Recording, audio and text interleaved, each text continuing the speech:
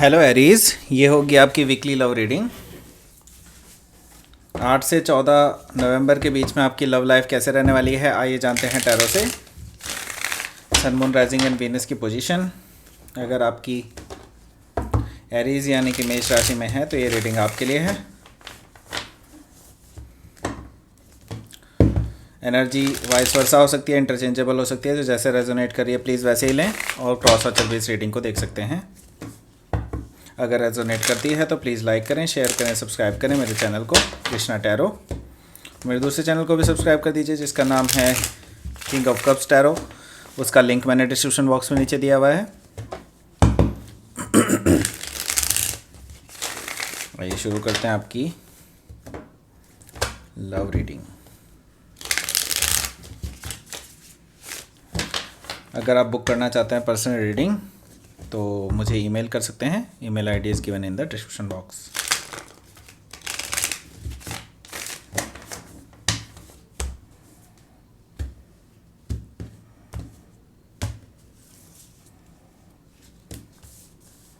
Night of pentacles, page of swords, S of swords, hangman,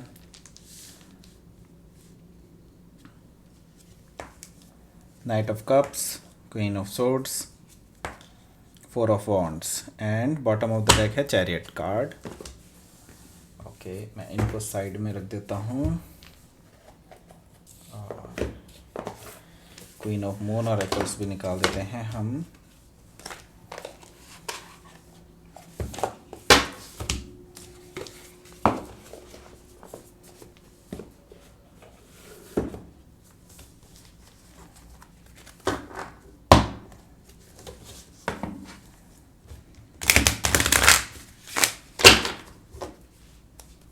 ऐसे already मैं shuffle करके ही रखता हूँ जब भी रखता हूँ।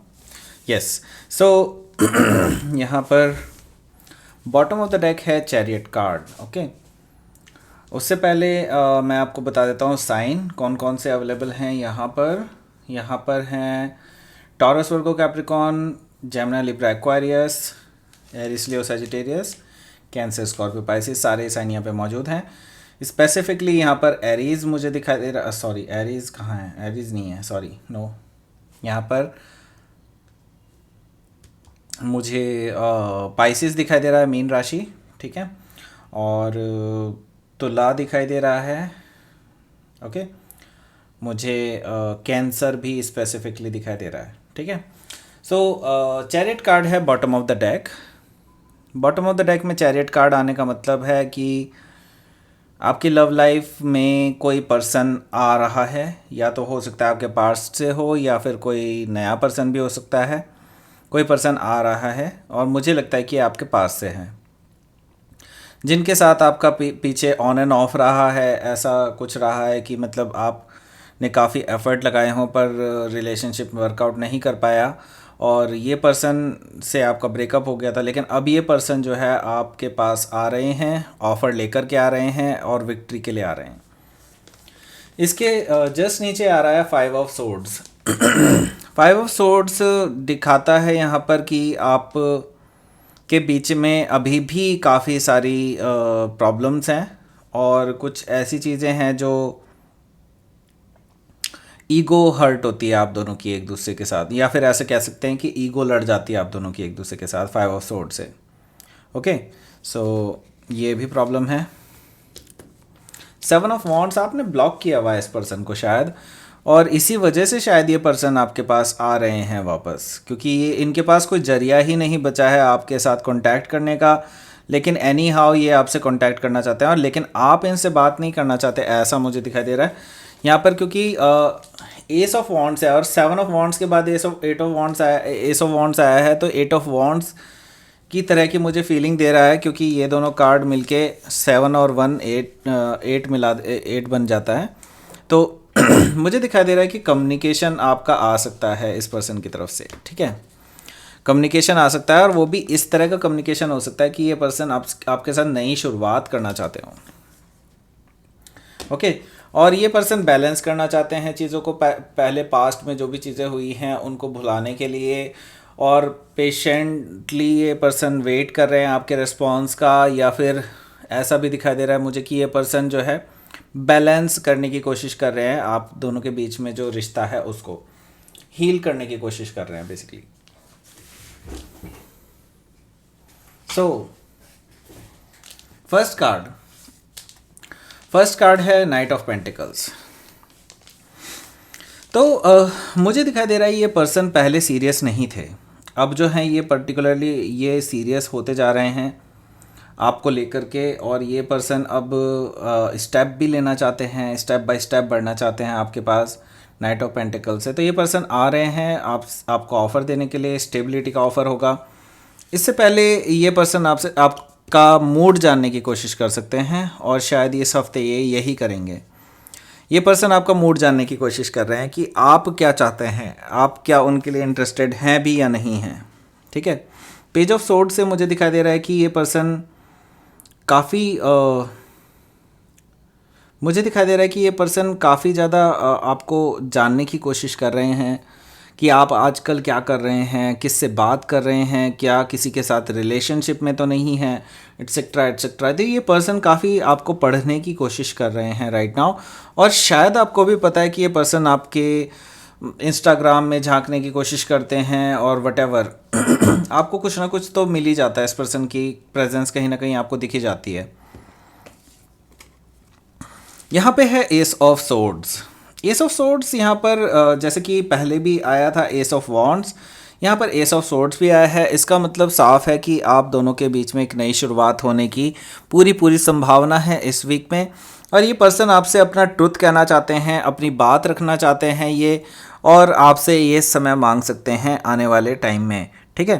तो ये पर्सन अब की बार आपसे कुछ भी छुपाना नहीं चाहते हैं।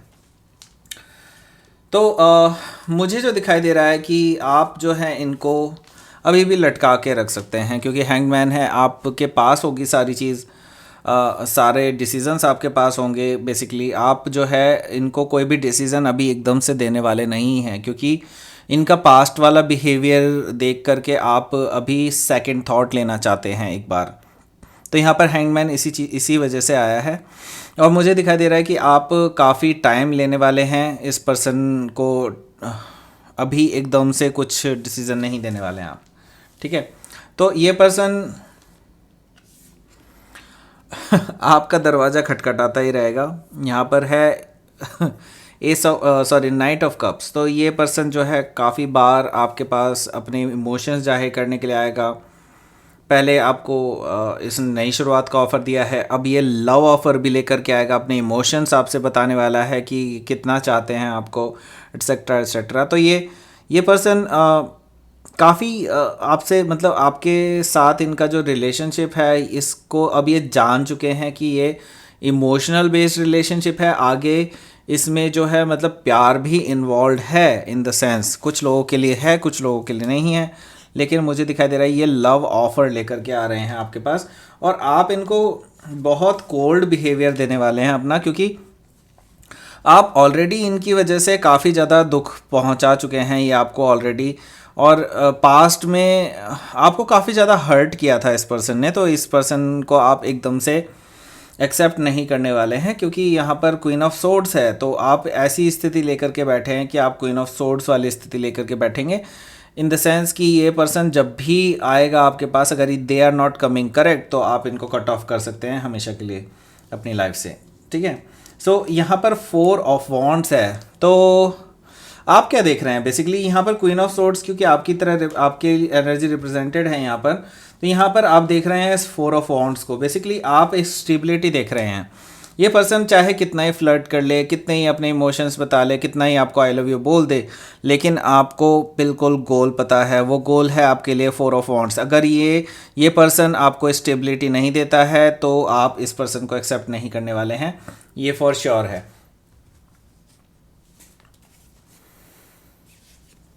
लेट्स सी कि आपका आउटकम क्या है इस वीक। The star, okay.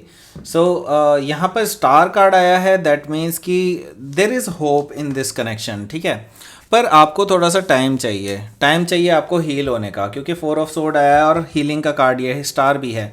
अभी आप अपने पास से ही नहीं उभर पाए हैं, या भी हो सकता है कि ये पर्सन ने ही आपको काफ़ी ज़्यादा हर्ट किया हो पास्ट में, इस वजह से आप अभी उससे ही उभर नहीं पाए हैं पूरी तरह से। जब तक आप पूरी तरह से हील ना हो जाए, आप इस पर्सन को टाइम मत दीजिए, क्योंकि स्टार कार्ड यही कहता है कि होप तभी आएगी जब आप हील हो जाएंगे पूरी तरह से। तो यहाँ पर देख लेते हैं क्वीन ऑफ मून ओरेकल का मैसेज क्या है। Please give me a card.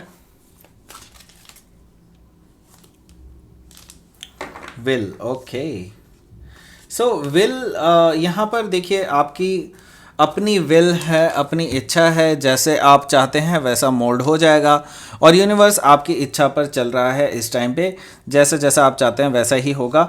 So better ये है कि आप अपने सेल्फ डेवलपमेंट पे ध्यान दीजिए, अपने आप को हील करने पर ध्यान दीजिए, और जैसा आप चाहते हैं वैसा ही होगा, ऐसा मैं देख पा रहा हूँ। तो ये थी आपकी रीडिंग एरीज। प्लीज़ लाइक करें, शेयर करें, सब्सक्राइब करें मेरे चैनल को कृष्णा टैरो, और मेरे दूसरे चैनल को भी सब्सक्राइब कर दीजिए जिसका नाम है किंग ऑफ कप्स टैरो। उसका लिंक मैंने डिस्क्रिप्शन बॉक्स में नीचे दिया हुआ है।